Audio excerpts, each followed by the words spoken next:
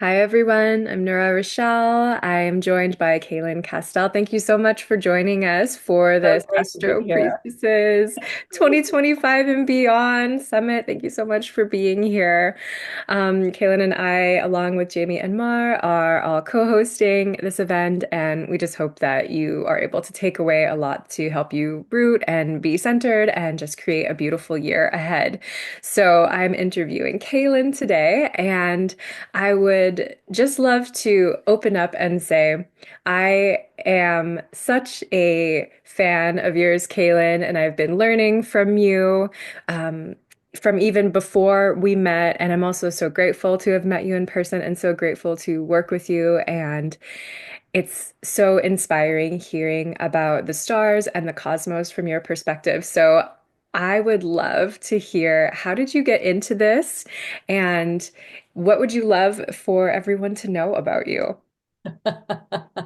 Thank you. Okay, so probably the biggest thing to know when I got into this was I was the mother of three children. I had, I guess I'm trying to think. This was in 1990 when I got introduced to something called shamanic astrology, and um, and it has now evolved. I call it alchemical astrology, but a shamanic astrology, an approach that is looking at astrology as a experiential, being experiential, not just something you look at a chart and read things, but go out under the sky, get the actual experience the energies yourself, and then have a more enlivened experience. It's also looking at things from an archetypal perspective and also mythical archetypal perspective, with the understanding that everything's evolving very fast right now.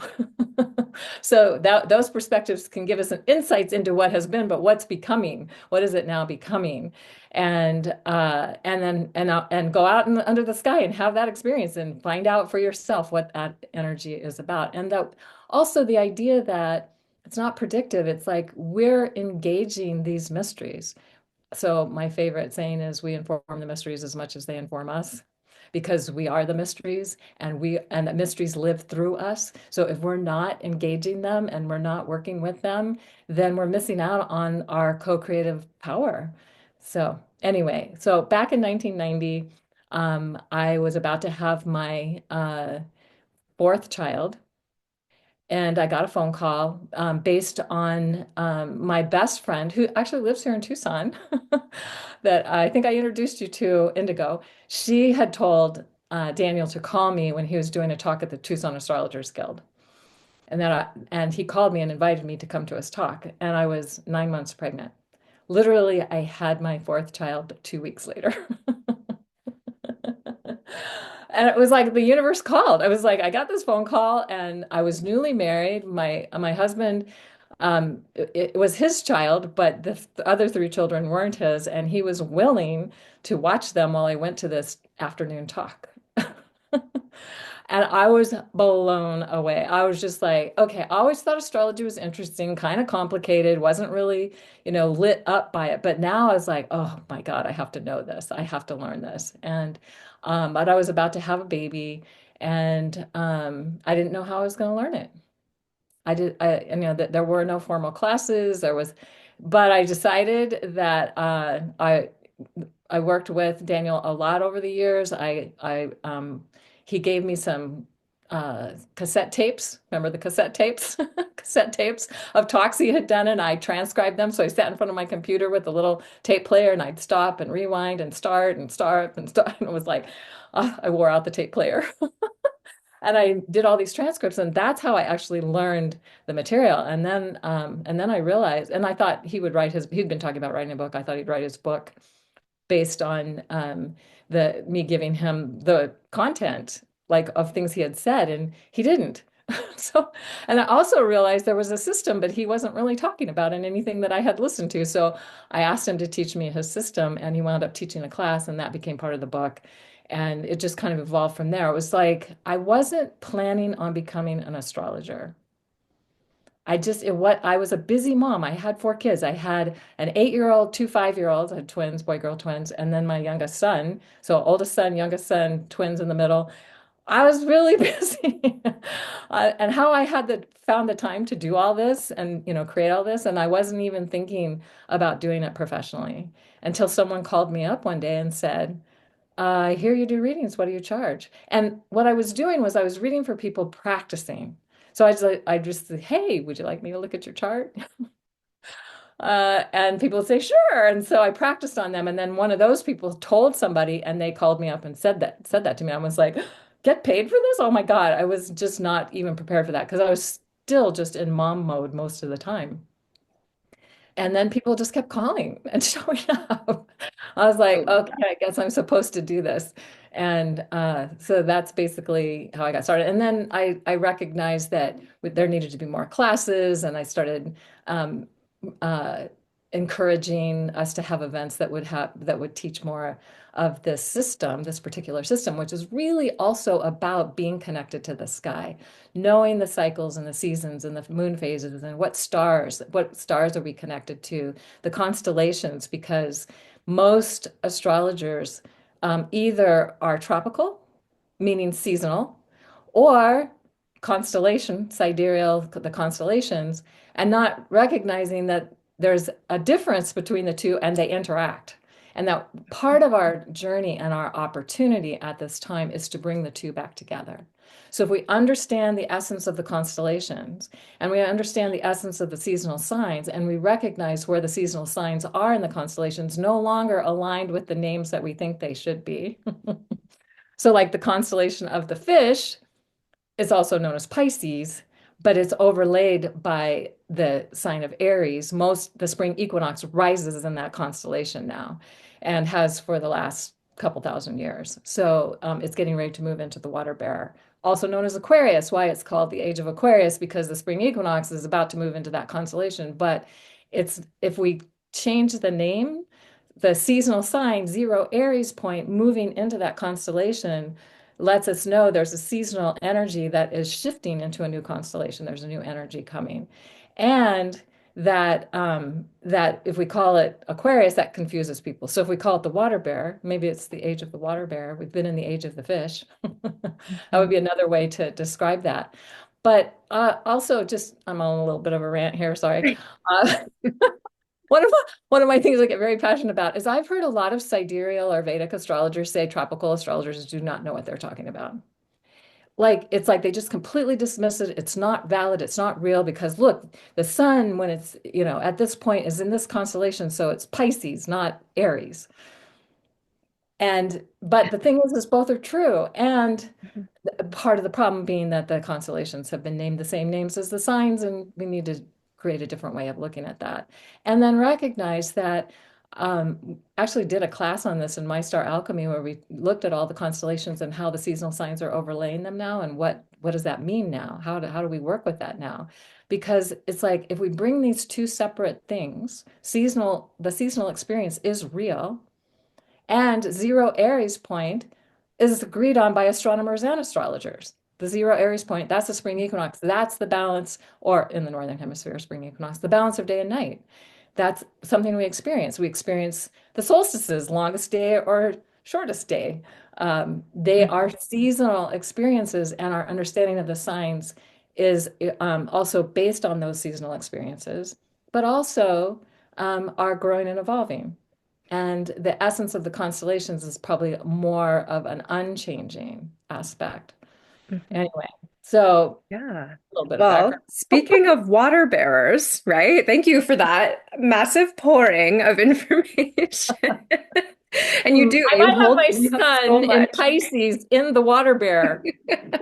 I think that's exactly what is happening, and that's the beautiful thing. What I respect most about your work and what has always inspired me was the elements of relationship. It's not just about looking at a system and learning about it from this materialist sort of scientific worldview, but rather, how do I have a relationship with this for myself? And I feel like that's a whole tangent we could go on and talk about, Yes. the intermediaries throughout history.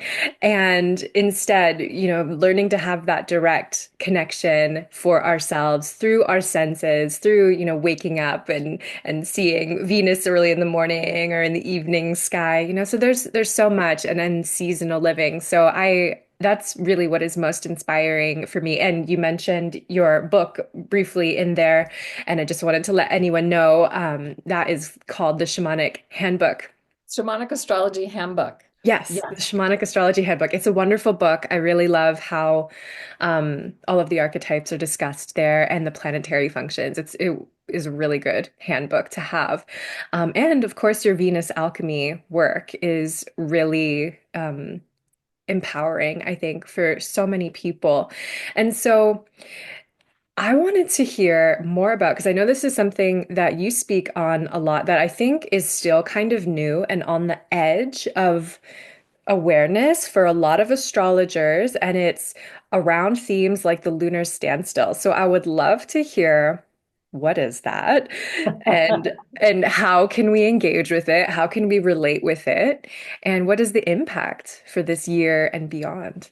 Yeah. So I got introduced to the lunar standstill. Actually got to go to Scotland the first time in 1997. So the lunar standstill is something that ancient cultures knew about. In fact, Chimney Rock in Colorado, there's these two pillars of stone, and they were building kivas every 19 years there. And they didn't know why. It's like, why every 19 years are they doing that? That's crazy. And it takes a while to build a kiva, so it maybe was, took 2 or 3 years, but they were able to date them to like this 19-year time. And then Kim Malville, who's a archaeoastronomer, came there and he's like, oh, lunar standstill. The moon rises between the chimneys. The only time it rises between the chimneys is during the lunar standstill. And the reason is because the moon goes far outside the boundaries of the sun. The sun can never rise there. It doesn't go far enough out, far enough north or south to be able to do that. And so that's really what's happening. So if we are beginning to develop a relationship with the land and the sky, I just love this idea that ancient cultures worked with these mysteries. They built standing stone circles or kivas or whatever it was in relationship to certain cycles and certain timings because it was so important. And so, in fact, Nora, you and I got to be at the Standing Stone Circle at the summer solstice this year when the moon was full and walking the land. Supposedly, we didn't get to see much of the moon that night. It was cloudy, which is typical in Scotland. But we were there and we could feel the energy, and the stones are just like alive with energy there, especially during the lunar standstill time. So it's only for a short period of time. It's like two years on either side of the exact center point of the standstill, where we have these more extreme out of bounds moons, meaning that the moon is rising further north or further south than the sun can ever rise. So it's outside the boundaries of our everyday reality. Pretty cool. So it's expanding our consciousness, it's expanding our sense. And this happens when the moon is in either the sign of Gemini or Cancer. So it can be out of bounds in the sign of Gemini or Cancer, or out of bounds in the sign of Sagittarius and Capricorn. And those are the solstice points. So the sun at its furthest northern point is 0 Capricorn, and at its furthest, I'm sorry, Cancer, and its furthest southern point in Capricorn. So, and then if depending on which hemisphere you're in, which season it is. So, summer solstice in the northern hemisphere, the Cancer, 0 Cancer point, and opposite season in the southern hemisphere. And then the December solstice, 0 Capricorn point, is our winter solstice, shortest day, longest night. Beginning of a new solar cycle, perhaps, if that's how you want to look at it. Many cultures did. So when the moon is full at those points, there's certain and it can be out of bounds even in the quarter moons that you don't necessarily notice it so much. It's like, where is it rising and setting on the horizon? Well, the quarter moons you don't see them rising and setting usually. I mean, I have watched for that, and it's like it's hard. I usually see them when it's already in the sky. It's like, oh, there it is, right?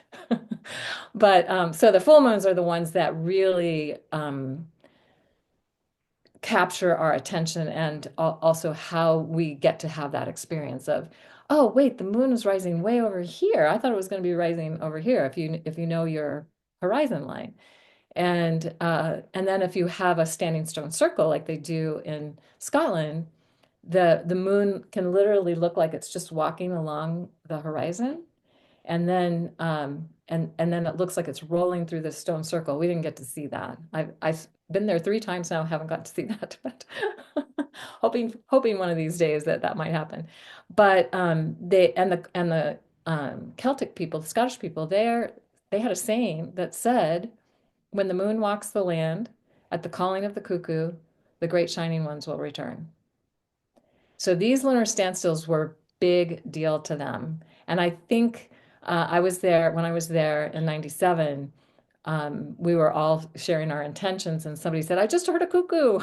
And I was like, oh my God, we're the shining ones. We're the ones returning. We're remembering, we're waking up. It's coded in our DNA, it's inside of us. And when we are connecting to these mysteries, that energy, that knowledge, that wisdom can become alive within us. So even if you don't get to see the moon walk the land or roll through the stone circle or come up between the chimneys at Chimney Rock, if you are with the moon and you're with that energy, it's enlivening something within us. So that's the gift of it. Now, the center point of the lunar standstill occurs when the nodes reach 0 Aries, 0 Libra. The north node 0 Aries, the south node 0 Libra. There's an inner standstill of the moon where the moon doesn't even go as far as the sun can go. That happens also every 19 years when the nodes are at 0 Libra and 0 Aries. So if you have nodes in Aries and even or Taurus, Scorpio, or Aries, Libra, or Pisces, uh, Virgo, couldn't think of that for a second, then you're probably born at a time of the lunar standstill. And then if your moon happens to be in Gemini, Cancer, or Sagittarius, Capricorn, you might have an out of bounds moon. So oftentimes I just look and see where people's nodes are before I go and check. Then I go and check, and then it's like, oh, okay, and then do they have the moon in one of those signs? And then you go and check, and you can find out if their moon is out of bounds. And so that means that they would have been born during that time. And so it's a good 2 years before and after the exact center point. So we've already been in this energy for the last couple of years, and it's gotten to its most extreme. The absolute most extreme moon will happen. So the nodes reach 0 Aries, Libra on January 11th, and then they move back into Pisces. The most extreme out of bounds moon is going to be at the quarter moon at the March equinox on March 22nd, when it's almost 29 degrees past the sun can rise at 23 and a half. It's almost 29 degrees, and that's the most extreme that it can be. So that'll be significant happening at the equinox time. And so and it's the Capricorn quarter moon. So the sun is at 0 Aries and the moon, so it's like a last quarter moon happening at that time.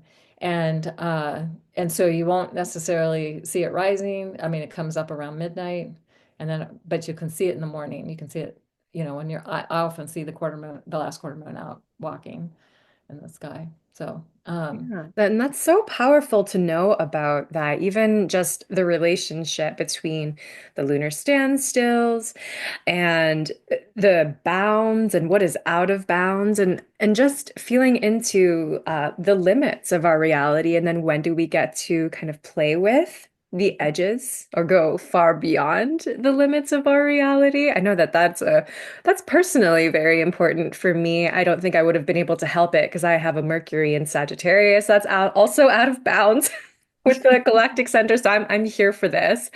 And I think that's why it's so fascinating. So would you say that the times when moon is out of bounds or when planets are out of bounds, or when we're talking about these very sacred lunar standstill times, even with the quarter moon or whatever the phase of the moon is, that these are um, almost like maybe when something is unlocked or awakened, because you spoke to that, like it being in our DNA, it being something that is awakening within us. Yes.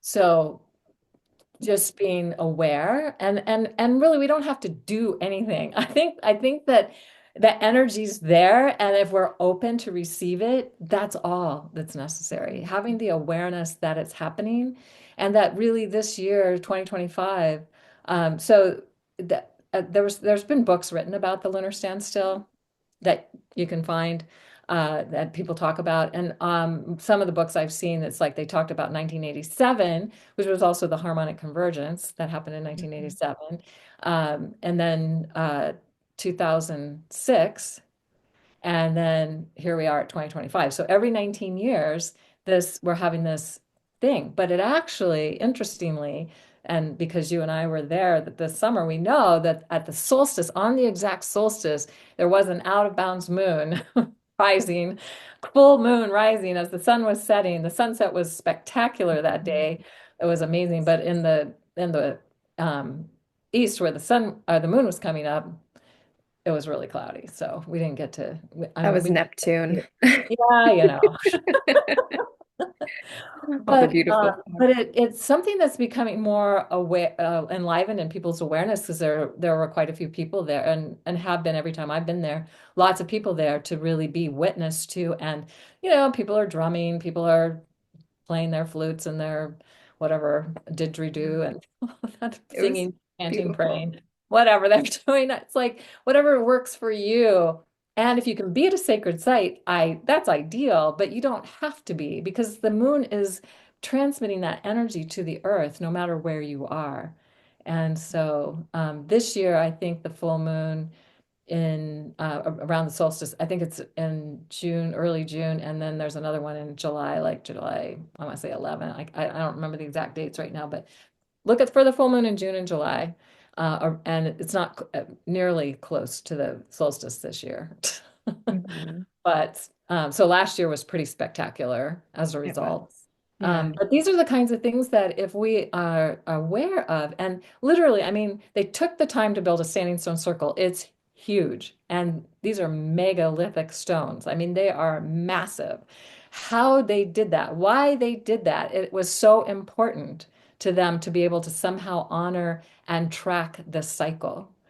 And then, of course, Chimney Rock, they were building kivas every 19 years. So it was important to them to be able to do that and to honor this cycle. And the kivas are their sacred ceremonial place, but they apparently wanted a new one every 19 years Mm. to have as their, and it would be then blessed by that full moon coming up between the chimneys. And that happens at the December in December, that the full moon in December, when the full moon comes up between the chimneys, not so it's a Cancer, it's the a Gemini Cancer full moon. So we just had a full moon right before we did this. We're doing this recording, and that would have come up between the chimneys because it was out of bounds. So Yeah, so it, cool. it seems almost like if you can't get to the standing stones or a sacred site, maybe you could build your own. And maybe we're Yes. kind of in that age where so many more of us are awakening to this sacred information that's just part of life. And explore with our own relationship with the seasons and light and what is awakening within us. So that's really beautiful. I wonder if you have any final words of wisdom for this year ahead and just any lasting note that you want to leave everyone with. Well, this year ahead, I mean, we're just coming into such a spectacular time. Lunar standstill, so many other things that are happening as well. And and in fact, just the energy from the December solstice, apparently there's like a harmonic convergence of energy happening for 96 days after the 2024 December solstice. That will take us into 2025 and be, well, it'll last for the first 3 months of 2025 up to the equinox. So that's powerful. And it's like, that's more galactic. That's coming from a more galactic perspective. And it's maybe a little bit hard for us to really connect into, but we can connect into full moons, new moons, Venus rising in morning sky will happen in the end of March. I mean, there's so many things happening that we can go out into the sky and tune into and receive the downloads and the information that's here for us because we want to co-create a new earth. And I personally feel like we want to co-create a new earth in love. And that love is the basis of this new earth that we're creating, this new reality that we're creating for ourselves. And so if there's enough of us who are doing that, and we don't really have to do anything in terms of, I mean, you can go be an activist and stand up and fight for whatever you feel is important, but I think that we need to really vibrate with the energy of love, and that will change everything. The power of love changes the world. So I feel like that's our opportunity, and we have so many exciting things this summit. Oh, so good. I mean, so many people are going to be talking about all the opportunities that we have to work with the magic and the mystery that is 2025 and beyond. Mhm. All that has been and all that we are becoming. It's Yeah. beautiful. Thank you. Thank you so much, Cayelin, for sharing your wisdom. And I hope everyone is feeling really inspired by this. I'd love to hear from everyone what lands, what resonates. And thank you again. All right, everyone. I hope you enjoy the summit and we'll see you when we see you. Bye. Happy 2025 and beyond.